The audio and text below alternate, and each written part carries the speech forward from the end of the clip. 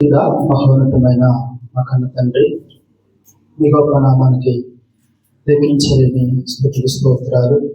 మరి నాకంటే ముందుగా ప్రభువా, ఈ బిడ్డలందరూ ఎంతో లోతుగా ఎంతో అర్థవంతంగా వివరించే విధంగా మాకు చెప్పారు. స్తోత్రాలు. వారి ద్వారా మాట్లాడించావు తండ్రి, స్తోత్రాలు. ఈ సమయంలో అత్యంత అల్పుడును ఐక్యుడును ప్రభువా, మరి నాకు కూడా సహాయం దయచేసి ఆ మాటలో ఉన్న సారం ఉచితమైన లోతులోకి వెళ్ళి చెప్పే కృపను దయచేస్తారు నమ్మచ్చు.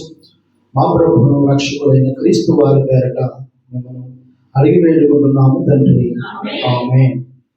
మరి ఇప్పుడు దాకా దగ్గర 7 మంది స్నేహితులు వాక్యము చెప్పేశారు కదండి. ఎంతమంది అయిపోయారు? ఎన్నోని 8వ సేకరణ. మన నా మాటలు వింటారో వినరు. ఇది చాలా సమయం అయిపోయింది. అందులోకి సహోదరులు అందరూ కూడా బైబిల్లో ఉన్న ప్రతి రిఫరెన్స్ చెప్పేశారు. ఎలాగండి? బైబిల్లో ఉన్న ప్రతి రిఫరెన్స్ చెప్పేశారు. చెప్పడం నా దగ్గర పెద్దగా ఏమీ లేవు. అయినప్పటికీ ప్రభు సహాయం చేయను గాక. నాకు అవకాశం ఇచ్చిన అయ్యగారికి ప్రత్యేకమైన వందనాలు. మరి మొట్టమొదటిగా మనము ఆలస్యం చేయకుండా మొదటి మాటలోకి మనం వెళ్ళినట్లయితే కనుక లూకా సువార్త 23:34లో ఏంటండి? తండ్రి ఏమి చేయుచున్నారో ఎరుగురు కనుక నేను క్షమించమని యేసుక్రీస్తు ప్రభువారు ఎక్కడ పలుకుతున్నారండి? శిలువు పైన పలుకుతున్నారు. వాస్తవానికి యేసు ప్రభువారిని రాత్రి వేళ పట్టుకుని మరి ఆ రాత్రి నుంచి కూడా మరి పిలాతు దగ్గర తీసుకొచ్చారు. ఫస్ట్ మత పెద్దల దగ్గర తీసుకొచ్చారు, తర్వాత పిలాతు ఎందుకు తీసుకెళ్లారు. పిలాతు ఏమో మరలా ఏ రోజు దగ్గర పంపించారు. ఎలాగ తిరుగుతున్న సందర్భంలో అంతకంటే ముందు యేసు ప్రభువారు ఒలివల కొండలో ఏం చేశారండి? ప్రార్థన చేశారు. ఎంత విధంగా ప్రార్థన చేశారంటే ఆయన చెమట రక్తముగా మారిపోయింది. ప్రెషర్ ఎక్కువైపోయింది, టెన్షన్ ఎక్కువైపోయింది దానికి. ఎందుకంటే తండ్రితో ఎడబాటు, రేపటి దినాన్న తండ్రి అప్పచెప్పిన చిత్తాన్ని నెరవేర్చాలి, మనందరినీ కూడా తండ్రితో సమాధానపరచాలి. ఇట్టి భయంకరమైన భారము. అందుకే ఆయన పుట్టినప్పుడు ఏమని చెప్తాడు ఈ యెషయా గ్రంథంలో? ఆయన భుజం మీద రాజ్యభారముండును అంటే అప్పుడు దాకా రాజ్యభారం మోసుకుంటూ వచ్చు. ఇది ఏ రోజు అంటే ఇంకా ఆఖరి రోజు. ఈ ఆఖరి రోజు మరి రాజ్యభారాన్ని మోస్తున్న ఆయన ఇలా ప్రెషర్ అయిపోయి ఆ రాత్రంతా కూడా మరి చెమట రక్తం వల్లే మారిపోయిందంట. కాబట్టి ఆయన పరిస్థితి ఎలా ఉన్నదంటే, వృద్ధులు తీసుకొచ్చారు, మరి శిక్ష విధించారు. శిక్ష విధిస్తూ మరి ఆయన్ని సిలువు మోపారు, సిలువు నుంచి తీసుకువెళ్తూ ఉన్నారు. మరి రాత్రంతా ప్రెషర్ అయిపోయింది కదండి. మాకు ఒకవేళ చెయ్యి కలిపింది అనుకో, ఈ చెయ్యి ఏమవుతుందంటే తెల్ల బుడగలాగా వచ్చేస్తుంది కదండి, తెల్ల బుడగ. అప్పుడు ఏమవుతుందంటే ఆ తెల్ల బుడగ టచ్ చేసామనుకో వెంటనే ఏమైపోతుంది, బయటికి సీము బ్లడ్ కూడా కలిపి వచ్చేస్తుంది. కాబట్టి యేసు ప్రభు వారి శరీరం ఎలా ఉన్నదంటే మరి ఉప్పుపోయిన శరీరం అని. ఇంకా అది ఒక సీమి పెడితే ఏ విధంగా శరీరం అంతా కూడా కమిలిపోతుందో, ఏ విధంగా అది మరి ఒక గెడ్డు ఉండే శరీరం ఎలాగైతే అలా ముట్టుకుంటే సీము రక్తము ఎలా అయితే బయటకు వచ్చేస్తుందో ఆ విధంగా శరీరం అంతా కూడా ఆయన ఉందండి. ఆ టైంలో యేసు ప్రభు వారిని పట్టుకున్నారు. రాత్రి నుంచి అన్నం లేదు, రాత్రి నుంచి మరి తాగడానికి నీళ్లు లేవు, ఏమీ లేవు. ఇంకా మనిషిని అనేక విధాలుగా ఇబ్బంది పెడుతున్నారు, మనస్తాపన గురైపోతున్నాడు. అప్పుడు దాకా తిరిగిన వారు ఆయన మీద తిరగబడ్డారు. అప్పుడు దాకా ఆయనతో ఉన్న మరి 12 మంది శిశువులు ఏమైపోయారు? పారిపోయారు. 12 మంది శిశువులు పారిపోయారు. అప్పుడు దాకా అద్భుతాలు చేశాడు, ఆశ్చర్యకార్యాలు చేశాడు. వాళ్ళందరూ కూడా దూరంగా నిలబడుతూ ఉన్నారు. కాబట్టి యేసు ప్రభువు పరిస్థితి ఎలా ఉన్నదంటే ప్రజలందరూ విడిచిపెట్టారు. శరీరం వచ్చుంటే మరి అలా ముట్టుకుంటే చాలు బ్లడ్ అనేక విధాలుగా భల్లుమంటూ బయటకు వచ్చే విధంగా తన శరీరం అయితే ఉన్నదండి. ఎప్పుడైతే శిక్ష ఖరారైంది యేసు ప్రభు వారికి, ఆ కొరడా దెబ్బలు తీసుకుని మరి చిన్న మరి సీసా పేగులు లాంటి కట్టి కొడుతుంటే ఎప్పుడైతే ఒక దెబ్బ వేశారో యేసు ప్రభు వారి మీద, ఆ కదిలిపోయిన ఆ సీమలాగా మారిపోయిన శరీరం ఏమైపోయింది? పెళ్ళుమని ఒళ్ళంతా రక్తము బయటకు ఏరులై పారుతుంది. కాబట్టి రక్తం, ఒళ్ళంతా రక్తము. ఈ రక్తం అడుగులో దానితో పాటు ముళ్ళ కిరీటాన్ని కూడా యేసు ప్రభు వారికి పెట్టారు. కాబట్టి భౌతికంగా చాలా పెయిన్ అనుభవిస్తున్నాడు, ఆత్మీయంగా కూడా పెయిన్ అనుభవిస్తున్నాడు. ఎందుకంటే అప్పుడు దాకా ఉన్నవారందరూ విడిచిపెట్టేశారు, భౌతికంగా ఈ శ్రమ అనుభవిస్తున్నాడండి ఆయన. కాబట్టి ముళ్ళ కిరీటం పెట్టారు, సిలువ మోపారు. ఆ ప్రయాణం గొలగొతా ప్రయాణం. ఆ ప్రయాణం చేస్తూ వెళ్ళాడు. సిలువును మోసుకుని వెళ్ళాడు. సిలువు తనే మోసుకుని వెళ్ళి మరి సిలువును యేసు ప్రభు వారికి ఎక్కించారు. సిలువు దగ్గరికి ఎక్కించిన తర్వాత అప్పుడు ఆయన అంటున్నాడు, తండ్రి, సిలువు దగ్గరికి వెళ్ళిపోయి పైకి వెళ్ళిన తర్వాత వీరేమి చేస్తున్నారో వీరు ఎరుగురు. నిజంగా వారికి ఏమీ తెలియదండి. ఇప్పుడు వాళ్ళు ఏమి చేస్తున్నారో వారికి తెలియదు అంటారా? తెలుసంటారా? తెలియదు అంటారా? వాళ్ళకి ఏమీ తెలియదు. ఏమి తెలుసు అంటే వాళ్ళకి దేవుని కుమారుడని తెలియదు. కానీ వాళ్ళకి ఏమి తెలుసు? అతను మనిషి అని తెలుసు. వీళ్ళ మనుషులే, ఆయన మనిషే. కానీ మనిషిగా వారు హింసిస్తూ ఉన్నారు. మనిషి అని తెలుసు, అతను ఒక దైవ భక్త అని తెలుసు. కానీ ఇదిగో మత పెద్దలు మతాన్ని బట్టి అతను చెప్పాలనుకున్నారు. ఇదిగో రోమీలు పగతో ఉన్నారు, ప్రజలు పగతో ఉన్నారు. కాబట్టి ఆయనకు తెలుసు నేను దేవుని కుమారుడు కదా సంగతి తెలుసు. కానీ మనిషికి అయితే వాళ్ళు ఏం చేస్తున్నారు? చాలా భయంకరంగా బాధపరుస్తున్నారు. అది యేసు ప్రభు ఎందుకు చేశారు మన ప్రార్థన? ఎందుకని వీరికి ఏమీ తెలియదు అంటున్నాడంటే వారికి దేవుడు కుమారుని తెలియదు. అంతేకాకుండా దేవుడు మరొక పని కూడా ఆయనకు అప్పచెప్పాడు. ఒకసారి చూడండి, ఎబ్రిలికి రాసిన పత్రిక 2వ అధ్యాయం 13వ వచనం చూడండి. ఎబ్రిలికి రాసిన పత్రిక 2వ అధ్యాయం 13వ వచనం. మీరంత గబగబా చదివితే అంత గబగబా ముగించి వెళ్ళిపోదాం అమ్మా. ఎబ్రిలికి రాసిన పత్రిక 2వ అధ్యాయం 13వ వచనం. మరియు నేను ఆయన నమ్ముకున్నందును అనియు ఇదిగో నేనును దేవుడు నాకిచ్చిన పిల్లలను అనియు చెప్పుచున్నాడు. ఎలాగంటండి? అక్కడ ఎవరి కోసం అంటే యేసు ప్రభు వారి కోసం. ఇదిగో నేనును దేవుడు నాకు ఇచ్చిన పిల్లలు అంటే తండ్రైన దేవుడు మనందరినీ ఎవరికి అప్పచెప్పాడు? ఇప్పుడు యేసు ప్రభు వారికి అప్పచెప్పాడు. ఎలాగ అప్పచెప్పాడు? మనం కూడా కొన్నిసార్లు చూడండి, ఎక్కడ ఊరికి వెళ్తున్నాం అనుకో, చంటి పిల్లల ఇంట్లో పెద్దవారికి అప్పచెపుతూ ఉంటాం. తండ్రి ఆ బాధ్యతను, ఆ భుజమును, రాజ్యభారమును మనందరము ఏ విధంగా ఉన్నామంటే పిల్లలుగా ఉన్నాం. అంటే మనం చేసే శాస్త్రాలు కానీ, మనం చేసే చెడ్డ పనులు కానీ ఏ విషయంలో మనము మంచివారము కాదంట. మంచివారము కాకుండా ఉన్న మనము, అందుకే పోరాడారు కదా, అప్పుడులో మీరు పిల్లల వలె ప్రవర్తించుదురు అంటాడు. మనము ఆత్మీయ జీవితంలో పిల్లల వలె ఉన్నాం. భౌతికంగా పెద్దవారమే. యేసు ప్రభు వారు చెప్పాలంటే నాకంటే చిన్నోడు ఆశీర్వేద సమయాన్ని. ఎందుకని? ఆయన వయస్సు 33 సంవత్సరాలకైనా సిలువేయబడ్డాడు. భౌతికంగా అందరూ పెద్దవారే, ఆత్మ సంబంధంగా చూసుకుంటే కనుక వాళ్ళందరూ కూడా దేవునికి అప్పచెప్పాడు. ఎందుకంటే ఇదిగో తండ్రి నేనును నీవు నాకు ఇచ్చిన పిల్లలు.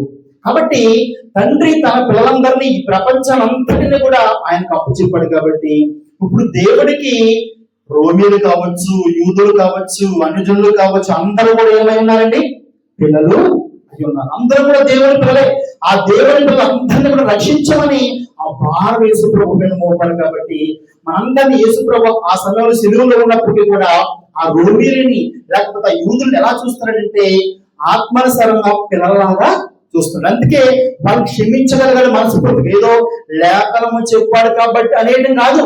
అంటే హృదయపూర్వకంగా వాళ్ళు ఏం చేశాడు? మీరు చిన్న పిల్లలు. మనం కూడా మన ఇంట్లో చిన్న పిల్లలు ఉంటే వాళ్ళు చేసే శాస్త్రాలు బట్టి క్షమిస్తాం కదండి. క్షమించామని క్షమిస్తామా? లేకపోతే మామూలుగా మనస్ఫూర్తిగా వాళ్ళు మనం ఫోన్లో చిన్న పిల్లడు కదా అంటాం కదా. అలాగే దేవుడు మనందరినీ ఆ సమయంలో ఎలా చూస్తాడు? ఆ దినంలో ప్రజలు అంటే మీరు చిన్న పిల్లలుగా చూసి మనస్ఫూర్తిగా దేవుడికి ప్రార్థిస్తున్నారు, తండ్రి వీరందరూ కూడా ఏమి చేస్తున్నారో వీరు ఎరుగురు కనుక వీరిని క్షమించమని కూడా చెప్తున్నాడు. ఇది భవిష్యత్తులో నీకు నాకు కూడా దేవుడు ఏం చెప్తున్నాడంటే మరి మనము కూడా ఒకరినొకరు ఏం చేసుకునే వారుగా ఉండాలి? క్షమించుకునేవారుగా ఉండాలి. వాస్తవానికి మరి చెప్పినంత ఈజీ ఏమి ఏంటది? ఒక వ్యక్తిని క్షమించడం అనేది చెప్పినంత ఈజీ ఏమి కాదు. అంత మన అసంభవమైన విషయం ఏమి కాదు.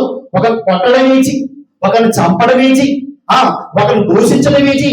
కానీ ఒక వ్యక్తిని క్షమించడం అంటే చాలా కష్టతరముతో కూడినది. క్రైస్తవ యొక్క పునాదులు మరి దేవుడి యొక్క మరి వేసిన పునాదులు దేని మీద వేశాడంటే క్షమ. మరి క్షమాపణ అనేది లేకపోతే ఈరోజు నీవు నేను కూడా ఈ మందులో ఉండేవారము కాదండి. కాబట్టి ఆ తండ్రి క్షమించి కుమారుని పంపించాడు. కుమారుడు అందరినీ క్షమించి మన కోసం చనిపోయాడు. కాబట్టి క్షమ అనేది యేసు ప్రభు తండ్రిలో ఉన్నది, కుమారులో ఉన్నది. అందుకంటాడు పరిశుద్ధాత్మ అంట మన హృదయంలో ఏం చేస్తారంటండి, ప్రేమను కుమ్మరిస్తాడంట. ఎవరైతే పరిశుద్ధాత్మను కలిగి ఉంటారో వారు నిత్యము ప్రేమ కలిగి ఉంటారండి. మీకు ఒకటే దర్శన, మీరు పరిశుద్ధాత్మ కలిగి ఉన్నారా లేదా అంటానికి ఒకటే ముళ్ళు, ఒకటే ఏడు ఏంటంటే మీరు చూసుకోవాలి, మీరు కూడా ప్రేమ కలిగి ఉంటే కనుక, ప్రేమ ఉన్నప్పుడే మనం ఏం చేస్తాం, క్షమించగలుగుతాం. ప్రేమ లేకుండా ఎవరు క్షమించలేరు. మన పిల్లలంటే ప్రేమ కంటే క్షమిస్తాం, మన కూతురంటే మన కొడుకుంటే మరి ప్రేమగా కూడా క్షమిస్తాం. ఎందుకు మనం ఇతరులను క్షమించలేకపోతున్నారు చాలా మంది. అలాగని అందరినీ అనడానికి లేదు, క్షమించేవారు లేరా?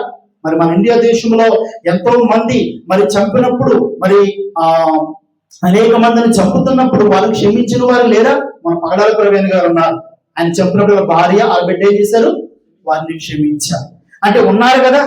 మరి మీకు అందుకు బైబిల్లో చూసుకుంటే స్టెఫెన్ ఏం చేశాడండి, సేమ్ యేసు ప్రభు వారి స్టెఫెన్, ఆయన కూడా రాళ్ళు పెట్టి కొట్టు చంపుతుంటే ఆయన ఏమన్నాడు, సేమ్ ప్రార్థన చేశాడు, తండ్రి నేను క్షమించమన్నాడు. అంటే క్షమించే గుణము లక్ష్యం ఎవరి దగ్గర ఎవరి నుంచి మనకు వచ్చిందంటే యేసు ప్రభు వారి దగ్గర నుంచి మనకు వచ్చింది. కాబట్టి ఇప్పుడు మనము కూడా క్షమించే క్షమించే ఆ వరము మనకి కావాలంటే పరిశుద్ధాత్మను కలిగి ఉండాలి. నువ్వు క్షమించలేదంటే కనుక నువ్వు దేవునితో విడవబడిన వాడితో సమానం. అప్పుడు దేవునికి మనకి పొత్తు ఉండదండి. రెండవ మాట కాదు, చూద్దాం రెండవ మాట. కానీ రెండవ మాట ఏంటండి, నేడు నీవు నాతో కూడా పరదేశంలో ఉందని నిశ్చయముగా నీతో చెప్పుచున్నాను. హల్లెలూయా. మరి అయ్యగారు మరొకసారి అవకాశం ఇస్తే రెండో మాట చాలా లోతైన మాట అండి. మరొకసారి చెప్తాను, ఇప్పుడు కుదరదు కానీ చాలా విషయమైన మాట. ఒక మాట మీకు చెప్తాను. దొంగ పరలోకం వెళ్ళాడు కానీ దేవుని దగ్గరికి వెళ్ళలేదు. కోట్ చేసుకోండి, దొంగ పరలోకం వెళ్ళాడు కానీ దేవుని దగ్గరికి వెళ్ళలేదు.